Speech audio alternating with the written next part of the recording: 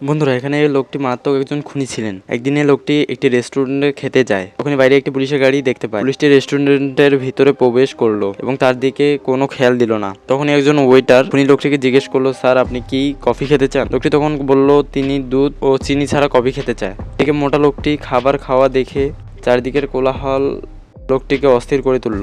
তখন সে মোটা লোকটির সামনে গিয়ে বসে। খুনিটি লোকটিকে জিজ্ঞেস করলো সম্প্রতি সে খবর দেখেছে কিনা। পুলিশ এবং বাবুর্চি তাদের দিকে দেখতে থাকে। লোকটা হেসে চলে গেল এবং দরজার কাছে এসে থেমে গেল। হঠাৎ লোকটি বন্দুক বের করে এবং ঘুরে ঘুরে মোটা লোকটাকে গুলি করে।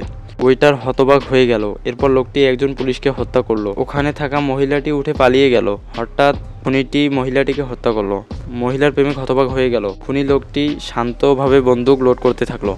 বাবুর্চি তার ছুরি নিয়ে পাল্টা লড়াই করলো। খুনিটি তাকেও গুলি করে হত্যা করলো। ওয়েটারটি তখন তার কাছে জীবন ভিক্ষা চাইতে